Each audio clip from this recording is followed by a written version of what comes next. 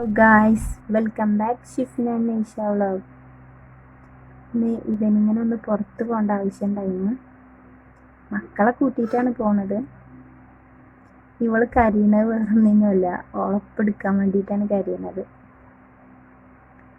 മഴ വരുന്നൊക്കെ പറയുന്നുണ്ട് മറ്റാള്. മഴ എന്തായാലും പെയ്യില്ലാന്ന് ഉറപ്പല്ലേ. കുറേ ദിവസമായി അങ്ങനെ മഴ പെയ്യും ഇങ്ങനെ കരുതും, പക്ഷെ പെയ്യില്ല. ഓനെ വണ്ടിയിൽ നിന്ന് വിളിച്ചൊക്കെ അവൻ്റെ മുടി കണ്ടില്ലേ.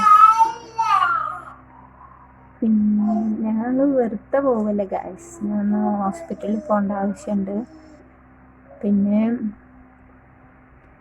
മക്കൾക്ക് ഓരോന്ന് വേണം, ബുക്ക് അത് വേണം എന്നൊക്കെ പറഞ്ഞിട്ട് അതും വേണം. നീശമോള് ഇവിടെ കാണുന്ന വണ്ടികൾക്കൊക്കെ ടാറ്റ കാണിച്ചെടുക്കുന്നുണ്ട്. ഓളെ ക്യാമറയിൽ നിർത്താൻ പറ്റാത്തത് കൊണ്ടാണ്. പിന്നെ ഹോസ്പിറ്റലിലെത്തി, നല്ല തിരക്കുണ്ടായിരുന്നു.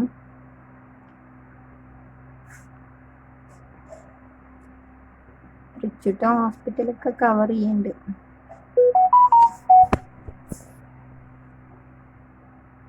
പിന്നെ ഡോക്ടറെ കാണിച്ചു, തിരിച്ചു പോകാൻ വേണ്ടി നിൽക്കാണ്.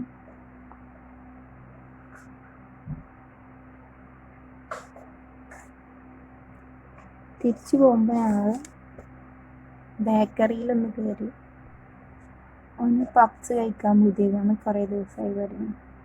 ഇവിടെ ഉണ്ടായിരുന്നില്ല എൻ്റെ ഉപ്പ, അവള് പുറത്ത് പോയിക്കഴിഞ്ഞു. ഇന്നലെയാണ് വന്നത്.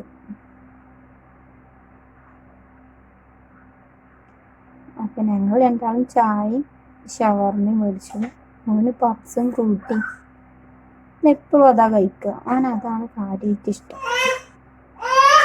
ഇവള് കഴിച്ചുകൊണ്ടിരിക്കുന്നത് ഷവർമയുടെ കുബൂസാണ്.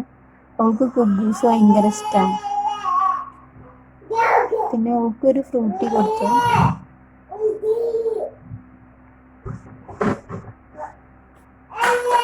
ഷവർമ പ്ലേറ്റാണ് ഞങ്ങൾ ഓർഡർ ചെയ്തത്.